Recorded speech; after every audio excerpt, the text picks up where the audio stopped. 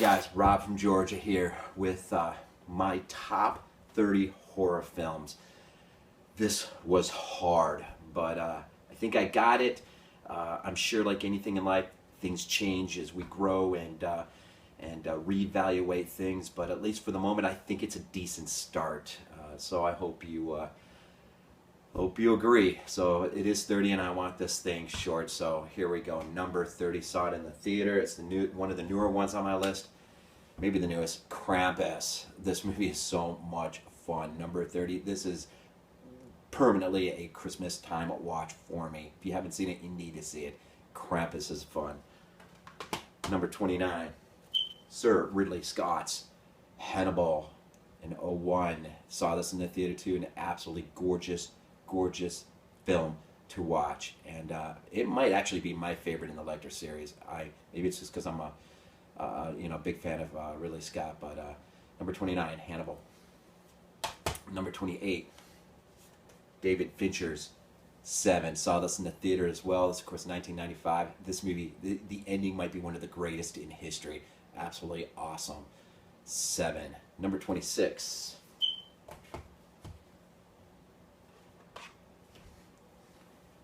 Number 27, The Exorcist 3, William Peter Blatty, 90, saw this in the theater as well, and some of the best dialogue. I absolutely love the dialogue at the beginning of this movie. The end, probably debatable, but Exorcist 3, this was a treat to see on the big screen. Number 26, Alfred Hitchcock's Psycho. This movie never gets old. Not sure why it's so high on the list, but it's there on the list. So Alfred Hitchcock's Psycho, number 26. Number 25, my first IMAX experience. Of course, Sir Ridley Scott again. Prometheus. I know there's a lot of criticism about this movie, but I guess when you see it on IMAX, it was such a spectacle to watch that it just hit me in the right way. Plus, I understand he really got stiffed by the studio and his original vision, like, isn't that the same old, same old? And so this movie really is, it is fun. I enjoy watching this all the time, and it's good enough to be on my top 30 at number 25. At number 24 is Wes Craven's first entry into his franchise, Scream. 1996, saw it on the drive-in, actually. And also, this is number 8 on the most influential of the 50 films that the 22 Shots of Movies in horror they did. And so number 8 on their list, but number 24 on my list. Number 23 would not even be anywhere in my collection if it wasn't for the podcast. And so shout out to them again. And of course, Jack Hill's Spider Baby, 1968. Also featured review, episode 39. This movie is so freaking awesome. I love this movie. Almost overnight, instantaneously, loved it. And not sure why it's so high on the list either, but there's 30. So number 23, Spider Baby. Number 22, Dario Argento's, I think it's one of his best, Suspiria, 77. This is also a featured review, and not a featured review, but made number 28 on the most influential of the top 50 films that they did on podcast number 50. Suspiria, the opening scene when the girl's running through the woods, man, that is what did it to me as a kid. That was just an incredible scene. Number 22, Suspiria. Number 21, maybe one of the best creature feature flicks, and Lovecraftian too, of course, from Stephen King, The Mist. In its black and white format, this movie is awesome. I love this movie. Absolutely. From 07, The Mist.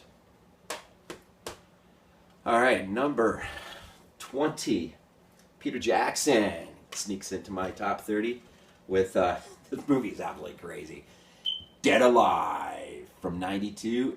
This also made the top 50, number 44 of the most influential films on the podcast. So Dead Alive, Peter Jackson, number 20. Number 19. I still can't figure out why it's so high up on the list. I really do love this film, and maybe the ending I love more than anything. But if Rick Rosenthal's follow-up to the original Halloween, Halloween 2, 1981, is number 19. I just, part of me wishes the whole franchise ended there in the hospital, but of course we know it didn't. So, but it is fun. I love the follow-up. I think he did a good job. So number 19, number 18. Favorite VHS rental of mine as a kid, Michele Soavi's Stage Fright, or Aquarius, 1987. This does have a feature review on episode 63 of the podcast. You might want to check that out. I think that was a director spotlight. So number 18, Stage Fright. Number 17, Stanley Kubrick's absolute epic classic, The Shining, 1980. And I think this got number 31 on the most influential films of the top 50. On episode 50 of the podcast. So, number 17, The Shining. Number 16, maybe my favorite anthology of all time, perhaps. George A. Romero's Creepshow, number 16, from 1982. Number 15, might seem pretty high up on the list, but Sean S. Cunningham's Friday the 13th from 1980. This got ranked, I think this was number 4 on the most influential films of the top 50 podcast for the 22 shots. So number 15, my number 15 is Friday the 13th. Number 14, maybe the best werewolf movie I have ever seen and continue to see ever. And of course, John Landis's American Werewolf in London. And this, I think, got number 35 on the most influential of the top 50 podcasts there. And so John Landis says, I love this, absolutely love this movie. The special effects are unbelievable. Number 14. Number 13, one of the craziest films I ever saw as a kid, hands down. Is still fun. It's still a treat to watch today. Sam Raimi's Evil Dead 2 from 87. And this is number 13 on my list. Love this movie. Absolutely love this movie. Number 12. Oh, man, this is where the list gets really easy and really hard all at the same time. Saw this on the drive-in when I was a kid. The Fog, John Carpenter's The Fog, 1980. This movie is absolutely. I can watch this movie anytime. It's awesome. The Fog, number 12. Number 11. One of the newer ones, and compliment or shout out to the podcast again. But this movie became an instant classic with me really, really fast, and it's why it's so. It's number 11. We Are Still Here, the love letter to Lucio Fulci from 2015. This movie is so freaking good. I love this movie from start to finish. Number 11, We Are Still Here. And here we go, number 10. Number 10, if you have a love letter to Fulci, well, you got to have Fulci, I guess. So, not I guess, you do. So, The Beyond makes my number 10 from 1981, and it is featured review on episode 62 of the podcast, The Beyond, Lucio Fulci, number 10. Number 9, this is the oldest movie on my top 10, I think, from 1932, James Whale. This movie needs, it's such a huge re-release. I mean, it needs, I don't know if it should be Scream Factory or somebody needs to do this movie and do it well in terms of a new release of it, clean it up, and just, anyways, James Whale, The Old Dark House. I freaking love this movie from 1932. It's freaking awesome. Maybe the most, demented family I've ever seen put on film. I mean, it is twisted. It is pretty twisted. Number 8, another twisted family. Hooper's The Texas Chainsaw Massacre. This, I think, got ranked number 5 on the most influential, the top 50 films of all time on the podcast there. From 1974, Tobe Hooper's Texas Chainsaw Massacre. Number 7. Number 7. George A. Romero again. Is probably most likely is my favorite entry into the series. Dawn of the Dead from 1978. Also, this was ranked 23 on the top 50 most influential films of all time. On again, that's episode 50 of the podcast. There and Dawn of the Dead comes in at number 7. Number 6. Number 6. Told the story about one of the times I saw this movie when I was a kid. Out in the living room too late at night. My dad caught me, but it has stayed with me ever since. And of course, is Don Coscarelli's Phantasm. And this got ranked number 34 on the most influential. Plus, it is a featured review on episode 8 of the podcast. So you might want to check that out. Number 6, Phantasm. Number 5. Steven Spielberg's seminal classic, of course, number 5.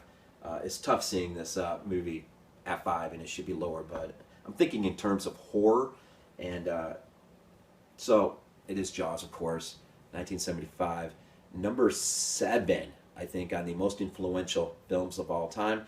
From that episode, that podcast, I also saw it in the theater when I was 5, and it's a featured review on episode 52. 52. Whew, man, I hope this doesn't fall, man. Number 4. Saw it when I was 14 on the big screen. Wes Craven's original Nightmare on Elm Street, ranked number 11 on the most influential films again. And Director Spotlight, episode 57 podcast. You might want to check that out. It's Hills Have Eyes, I think, and Last House on the Left, maybe. So you might want to check that out. Number 4. Number 3.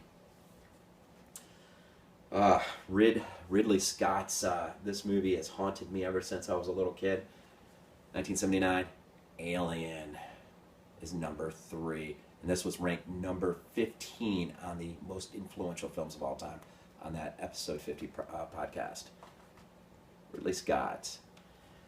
Number 2 and number 1, they flip-flop back and forth so many times I lost count. So we're just going to keep it the way it is right now and just say 1982, John Carpenter's The Thing for number 2.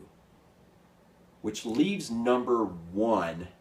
I did see this past year on the big screen, and I think that's why I let it edge The Thing out just a little bit there, because I did see it on the big screen, and so now I've got that out of my system, although I'd love to see it again. This movie, ever since, again, one of those that haunted me from my childhood, and it's been with me ever since. I love this film, and just never can seem to get enough of it. John Carpenter's Halloween, ranked number 2 on the most influential films of the top 50 of all time, episode 50 of the podcast. Also featured review episode 28. It's a 2-parter, the entire franchise, so you can catch that there as well for a good discussion. So there you have it, my top 30 horror films of all time. Well, at least for the moment. So it is what it is. Hope you liked it. Hit the like button if you did, I hope. And leave a comment if you'd like. And I think the next up is top 5 black and white films. So I'm hoping to get that up before the weekend's out. So have a great, continue to have a great weekend. I hope you are. And leave you with Go Bills. One of these days, I'm going to catch